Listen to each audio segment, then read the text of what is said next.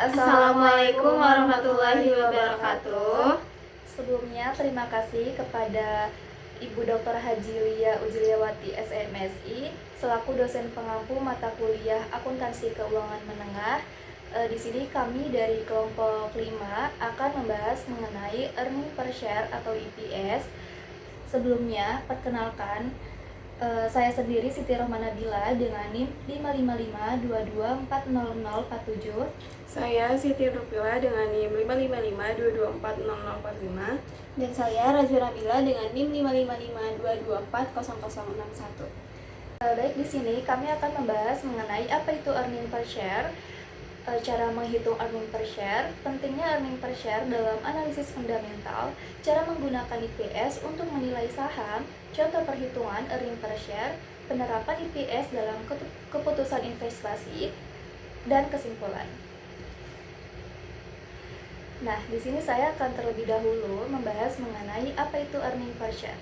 Jadi, earning per share itu adalah rasio yang menunjukkan laba bersih perusahaan yang dialokasikan untuk setiap lembar saham biasa yang beredar. Secara sederhana, EPS adalah ukuran profitabilitas perusahaan dalam skala per saham. Jika sebuah perusahaan membukukan laba bersih yang besar tetapi jumlah sahamnya juga sangat banyak, maka nilai EPS bisa tetap rendah. Sebaliknya, perusahaan dengan laba lebih kecil tetapi jumlah saham terbatas bisa saja menghasilkan EPS tinggi.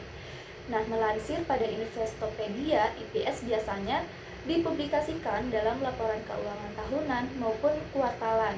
Angka ini menjadi sorotan investor, analisis, dan media karena dianggap sebagai indikator langsung tentang seberapa efisien perusahaan dalam mencetak keuntungan. Nah, selain itu, EPS juga digunakan sebagai dasar untuk perhitungan rasio lain, seperti price earning ratio yang menjadi salah satu alat utama dalam valuasi saham. Nah, selanjutnya ada perhitungan earning per share, yang dimana rumusnya yaitu laba bersih dikurangi dividen saham preferen dibagi sama jumlah saham biasa beredar. Nah, apa sih laba bersih? Yaitu keuntungan perusahaan setelah dikurangi pajak dan beban operasional. Nah, apa yang dimaksud dividen saham preferen? Yaitu bagian laba yang dibayarkan kepada pemegang saham preferen sehingga harus dikurangkan sebelum menghitung EPS untuk pemegang saham biasa. Nah, yang dimaksud jumlah saham biasa beredar yaitu total lembar saham yang dimiliki investor publik maupun institusi. Nah, dalam praktiknya dikenal dua jenis EPS. Yang pertama ada basic EPS, yaitu perhitungan sederhana sesuai jumlah saham yang beredar saat ini. Yang kedua ada diluted EPS, yaitu memperhitungkan potensi penambahan saham dari opsi karyawan luaran atau obligasi konversi. Nah, diluted EPS ini biasanya lebih rendah tetapi lebih konservatif karena memperhitungkan potensi dilusi kepemilikan. Materi selanjutnya yang akan dijelaskan oleh rekan saya. Selanjutnya, pentingnya earning per share dalam analisis fundamental. Mengapa EPS itu begitu penting? Karena EPS berfungsi sebagai barometer profitabilitas perusahaan. Investor tidak hanya tertarik pada total laba bersih, tetapi juga ingin tahu seberapa besar sih keuntungan yang relevan untuk tiap lembar saham yang mereka miliki. Nah, di sini ada beberapa alasan mengapa EPS menjadi fokus utama. Yang pertama, mengukur efisiensi perusahaan, yaitu EPS yang stabil atau meningkat itu menunjukkan perusahaan mampu mengelola aset dan biaya secara efektif. Yang kedua, dasar evaluasi saham, yang dimana EPS ini digunakan dalam perhitungan per. Nah, tanpa EPS, investor tidak bisa menilai apakah harga saham itu mahal atau murah. Yang ketiga, ada indikator pertumbuhan. Di dalam tren EPS dari tahun ke tahun sering menjadi acuan investor jangka panjang. Perusahaan dengan EPS yang terus naik biasanya itu dihargai lebih tinggi oleh pasar. Terus alasan yang keempat, itu membantu perbandingan antar perusahaan. Dengan adanya EPS, investor bisa membandingkan perusahaan besar dan kecil dalam industri yang sama secara lebih adil gitu. Selanjutnya, cara menggunakan EPS untuk menilai saham. EPS itu tidak boleh dilihat sebagai angka tunggal, melainkan harus digunakan dalam konteks analisis fundamental yang lebih luas. Beberapa cara penggunaan EPS dalam menilai saham yaitu yang pertama, menghitung PER atau Price Earning Ratio dengan membandingkan harga saham dengan EPS. Investor ini menilai apakah saham ini tergolong undervalued atau overvalue. Yang kedua itu menganalisis tren pertumbuhan EPS, yang mana EPS yang meningkat atau konsisten ini menunjukkan perusahaan itu memiliki prospek pertumbuhan yang sehat. Begitupun sebaliknya, EPS yang menurun itu biasanya menjadi sinyal peringatan.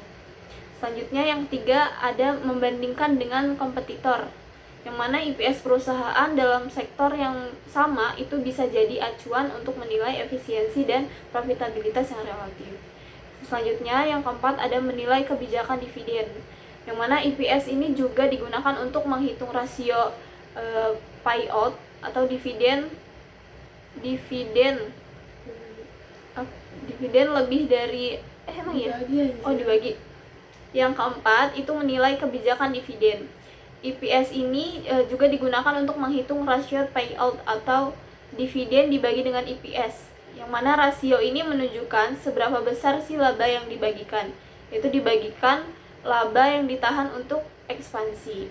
Nah, dengan cara ini EPS ini bukan hanya angka, melainkan bagian dari kerangka analisis yang menyeluruh. Selanjutnya akan diterangkan oleh rekan saya. Oke, selanjutnya ada contoh perhitungan earning per share. Misalnya, perusahaan ABC memiliki data sebagai berikut. Laba bersihnya 4 triliun, dividen saham preferen 500 miliar, dan jumlah saham biasa beredar 7 miliar lembar. Maka, perhitungannya adalah EPS sama dengan laba bersih dikurangi dividen saham preferen dibagi jumlah saham biasa beredar.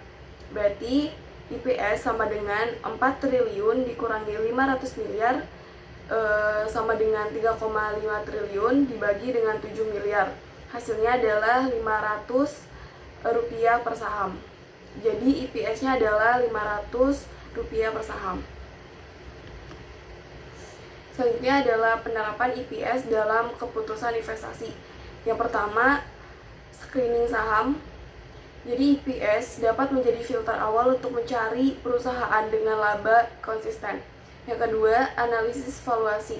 EPS itu bisa dipakai bersama rasio lain seperti PER, PBV, dan ROI.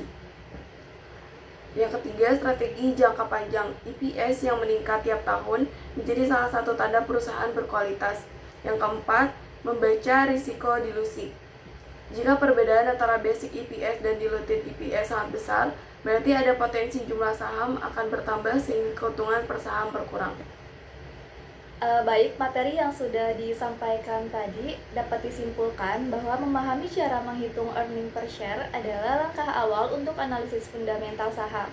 Dengan mengetahui EPS, investor bisa mengukur profitabilitas, menghitung valuasi, dan membandingkan kinerja perusahaan secara objektif. Namun, earning per share sebaiknya tidak berdiri sendiri. Gunakan bersama rasio lain, perhatikan tren pertumbuhan, dan selalu kaitkan dengan prospek industri serta strategi perusahaan. Itulah pemaparan materi dari kelompok kami. Kurang lebihnya mohon maaf. Wassalamualaikum warahmatullahi wabarakatuh.